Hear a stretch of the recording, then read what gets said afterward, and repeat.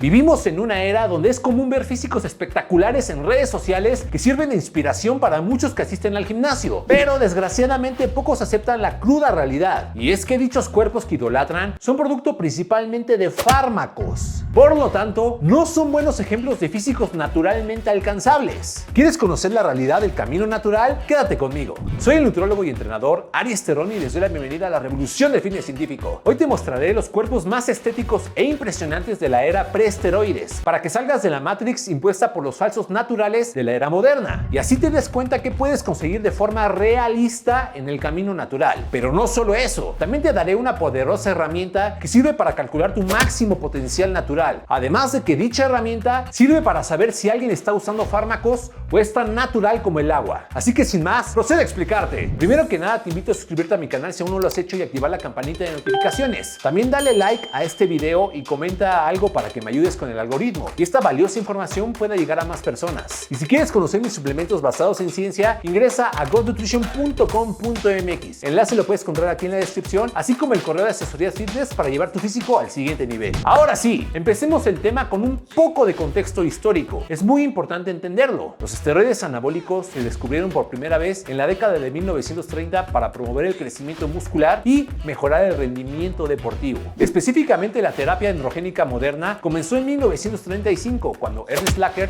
aisló testosterona de testículos de toro en Ámsterdam. El proceso era bastante tedioso, ya que necesitaban 100 kilos de testículos de toro para producir 10 miligramos de testosterona, lo que es el equivalente a la producción de testosterona de un solo día de un hombre sano. Pobres toritos, los dejaban sin pelotas, así en el nombre de la ciencia. Soy un semental. ¿Qué es eso? Lo vas a descubrir.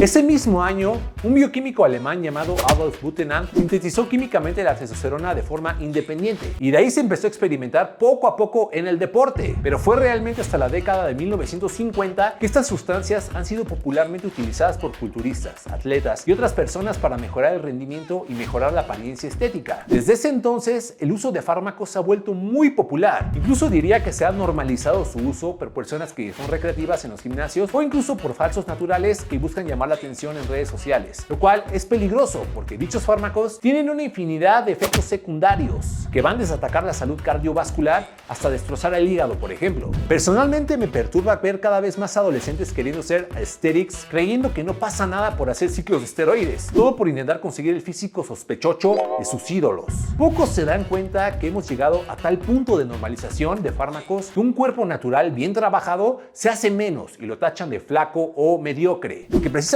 la norma se han vuelto los físicos que trae la farmacia encima, principalmente por falsos naturales con físicos sospechosos. Por eso más que nunca es fundamental conocer los físicos de la era pre-esteroides para reajustar nuestras expectativas mentales hacia algo más realista. Hoy en día existen federaciones de fisicoculturismo natural, tales como la WNBF, que incluyen controles antidoping a sus competidores y los testean rigurosamente, pero aún así no existe la certeza absoluta de que sean completamente naturales, todos, porque a pesar de que es difícil, la realidad es que se pueden burlar estos tests con diversos métodos. El objetivo principal de este video es mostrarte físicos que con certeza absoluta son naturales o que realmente tenemos indicios de que se puede llegar a esos niveles de forma natural. Por ello, te presento a Eugene Sandow, quien es considerado el padre del fisicoculturismo moderno. Lo que pocos saben es que Sandow desarrolló su físico en una época donde los esteroides no existían. En concreto, estas fotos son de la década de 1900. ¿Vieron eso? Eso es ser bárbaro. Si Sandow hoy en día subiera sus fotos a Instagram, Seguramente muchos le dirían, aviéntale un bolillo, te hace falta mucho músculo, tienes cuerpo de perro parado, cuerpo escombro o algo así. pero en ese entonces era considerado el hombre más musculoso del mundo. ¿Se dan cuenta que tanto las cosas han cambiado al día de hoy de forma tan drástica? Con los avances de hoy en día en las ciencias de la nutrición y el ejercicio, diría que personas que tienden a ser naturalmente delgadas y marcadas pueden alcanzar de forma natural algo similar a Eugene Sandow, pero incluso con un desarrollo de pectorales más avanzado, ya que en ese entonces no hacían los ejercicios de pecho que hoy en día realizamos y marcaron un antes y un después, tales como el press de banca que todo mundo conocemos. Ahora les presento a Bobby Pandur, fotos tomadas en 1906, antes de que los esteroides existieran. Bobby Pandur fue un popular gimnasta y fisicoculturista de esa época. Obtuvo reconocimiento en toda Europa gracias a su número Pandur Bros, que interpretó en teatros con su hermano. Su acto implicó que los dos realizaran varias hazañas acrobáticas y actos de equilibrio con las manos. Al final de cada acto, Bobby realizaba una rutina de poses mostrando sus músculos, ¡Cielos, qué macizo! que era comparable a lo que hacía Eugene Sandow en ese momento. Bobby tenía un físico impresionante, que es alcanzable de forma natural para quienes tienden a ser más mesomorfos, es decir, musculosos por naturaleza. Para mí, Bobby Pandur tenía el mejor físico de la era pre-esteroides. Su desarrollo muscular, sumado a su increíble definición, era algo sorprendente para la era. ¿Pero qué hay de aquellos que tienden a subir de peso, los endomorfos? Pues bien, les presento a George Hackenschmidt. Estas fotos fueron tomadas en la década de los 1900, cuando los esteroides no existían. George Hackenschmidt fue un exitoso strongman y luchador, pero es también conocido por inventar el primer press de banca y la sentadilla con peso libre. Considero que su físico puede ser alcanzable naturalmente por muchos que tienden a engordar si hacen las cosas bien, incluso con una genética relativamente promedio. Un gran limitante de estos físicos, como ya mencioné brevemente, es que en ese entonces no tenían los avances que hoy en día gozamos en cuanto a equipo de gimnasio,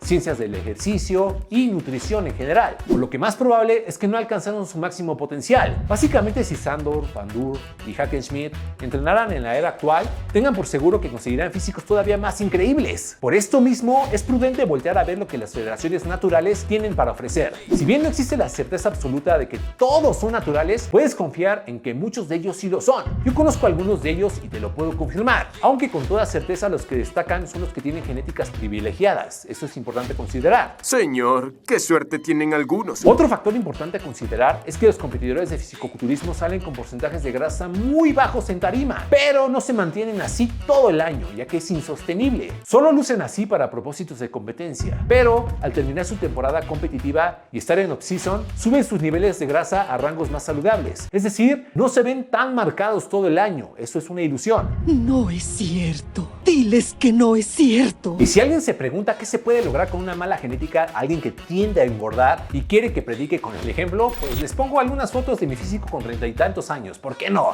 Fotos de mi última etapa de volumen y definición respectivamente. Esto lo conseguí entrenando recreativamente 3 o 4 veces por semana, sin hacer dietas rigurosas ni nada muy matado. Solo entrenando duro y con buenos hábitos, sin limitarme con lo que como. Los que me siguen en Instagram sabrán de qué estoy hablando. Me la paso comiendo sándwiches, hamburguesas, pan de dulce y sushi, por ejemplo. Pero, ¿qué hay de las mujeres? Te presento a Abby Pudgy Stockton, que jugó un papel crucial en la popularización del culturismo femenino durante la década de 1940 y 1950. Abby también fue una talentosa strongwoman, acróbata y modelo. Gozaba de un gran físico natural, que sin problemas es relativamente fácil de alcanzar para muchas mujeres en la actualidad. También te presento a Lucita Lears, que fue una destacada trapecista durante la década de 1920 y 1930, que actuó principalmente bajo el circo Barnum and Bailey. Con un impresionante desarrollo muscular y una fuerza que la mayoría no había visto antes, fue catalogada como la doncella del poder. Lucita desarrolló sus músculos en una época donde los esteroides no existían. Tenía unos brazos impresionantes. Es un buen ejemplo para aquellas mujeres que quieran ir más allá de lograr un trasero de bichota y busquen más bien un poderoso tren superior y brazos de acero. Que supongo que son pocas, pero yo sí he conocido algunas. También podemos voltear a ver lo que las competidoras de bikini, por ejemplo, de la WNBF han logrado, para hacernos una idea de lo que se puede lograr en el caso de las mujeres con los avances de la actualidad. Son cuerpos muy estéticos en verdad, pero recuerden que estas competidoras gozan de excelentes genéticas que les permiten lucir así, y dichos porcentajes de grasa solo los mantienen así mientras compiten. Después vuelven a subir de grasa. Si bien te puse ejemplos de todo tipo de físicos naturalmente alcanzables, esto solo es una guía a modo orientativo, para que te hagas una idea de lo que se puede lograr y reforzar tus expectativas mentales, como ya dijimos. Pero lo más importante es lo que puedes lograr tú de forma individual.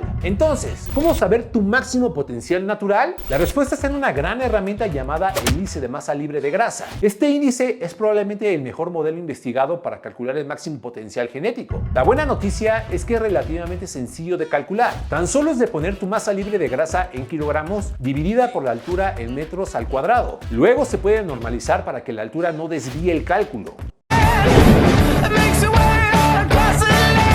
A ver, si te da flojera como a mí hacer el cálculo y evitarte la fatiga de hacer la operación, te voy a dejar el link a una calculadora gratuita en la descripción del video para que puedas hacer tu cálculo. Y si no sabes cuánta masa libre de grasa tienes, cuánta grasa y cuánto mides o algo así, pues simplemente ve con un técnico Isaac a que te midan, que te hagan un estudio antropométrico. Pero, ¿cómo interpretar los datos? Es muy sencillo. Si el índice de masa libre de grasa normalizado de alguien está por encima de 25, es casi un hecho que esa persona está usando anabólicos esteroides. Pero no se queda ahí. Bajo mi punto punto de vista, si alguien tiene un índice de masa libre de grasa normalizado entre 24 y 25, entonces hay una gran probabilidad de que esta persona haya tomado esteroides o sea un natural con una genética excepcional. Si está entre 22 y 23 y ha estado entrenando constantemente durante más de 3 años, es posible que sea un natural con un gran físico. Y si alguien está entre 21 y 22, lo más probable es que sea un natural con un desarrollo notable. Y si el índice de masa libre de grasa normalizado de alguien está entre 18 y 21, debería echarle más ganitas al gimnasio. O de plano cancelar la membresía al SmartFit porque claramente la pechuga con brócoli no le está haciendo efecto y debería sentirse muy mal por ello. No es cierto, es broma, no se la crean. Ese día algo cambió dentro del Otso. Algo se quebró. Por si te hice bolas con toda esta explicación, quiero que te quedes con lo más relevante. Y es que es prácticamente imposible que el índice de masa libre de grasa normalizado de un natural supere los 25 puntos, salvo casos de genéticas excepcionales que no aplican para el 99% de las personas. Entonces, un índice de masa libre de grasa normalizado de 25 sería el límite natural para la gran mayoría de las personas, o algo muy cercano a ello. ¿Y de dónde salen estos datos y por qué deberías confiar en ellos? Pues bien, todo surgió de este antiguo pero valioso estudio científico de 1995 de Cowrie y sus colegas. En el estudio se comparó los índices de masa libre de grasa de 74 naturales con los de 83 usuarios de esteroides. Los resultados fueron increíbles, ya que ninguno de los naturales tenía un índice ajustado superior a 25, mientras que alrededor de la mitad de los usuarios de esteroides sí lo tenían. Los esteroides parecieron dar a las personas un aumento promedio de aproximadamente 3 puntos en el índice masa libre de grasa. Escúchame con atención, esto corresponde a una diferencia de entre 7.5 a 10 kilogramos de masa magra entre un natural y un usuario de fármacos, lo cual resulta sorprendente si lo pones en perspectiva. Aún y con esa enorme diferencia, cabe destacar que esto no toma en cuenta las megadosis que se usan en la actualidad en el fisicoculturismo. Antes se usaban mucho menos que en la era moderna, en cuestión de dosis y fármacos, y número de fármacos como tal. Pero esta diferencia sea una regla útil para la mayoría de las personas que toman dosis relativamente razonables y no traen la farmacia encima. Una importante nota es que también es probable que los índices de masa libre de grasa sean más altos para las personas más gordas. Hay que entender que el tejido adiposo no es 100% grasa. También hay algo de agua, tejido conectivo, orgánulos, redes vasculares, etc. Para las personas más delgadas, el tejido adiposo tiene aproximadamente un 50% de grasa por volumen. Y para las personas más gordas, aproximadamente un 85% de grasa por volumen. Por eso se alteran los resultados en las personas más llenitas. Curiosamente, la mayor masa libre de grasa reportada en la literatura fue de un luchador de sumo, por esto que les acabo de explicar. Ahora, si bien el estudio tiene algunas limitaciones, por ejemplo, solo aplica en hombres y no en mujeres, este índice es una guía bastante fiable para determinar hasta dónde uno puede crecer naturalmente, al menos para personas sin genéticas privilegiadas, que probablemente sea tu caso. Otro apartado interesante del estudio de Cowrie es que también reportó los índices de los mejores fisicoculturistas que ganaron el Mr. América, de los cuales algunos probablemente no consumían esteroides o al menos tenían índices de naturales. Estos ejemplos que mostraré a continuación probablemente estén más cerca de lo que alguien con buena genética sumado a los avances de la actualidad puede conseguir de forma natural, claro, si hace las cosas de forma inteligente y de forma buena. Y no nada más entrena a lo baboso, todo 4x12, no come su proteína donde debe estar, no está en un superávit, no hace ciclo de definición, de volumen, etc. Hacer las cosas bien, a eso me refiero. O sea, me refiero a alguien que realmente está haciendo las cosas bien, que sabe sus proteínas, sus macros, está suplementando de forma inteligente, está descansando bien, no entrena a lo baboso 4x12 con ego lifting como el campeón, ese tipo de cosas me refiero.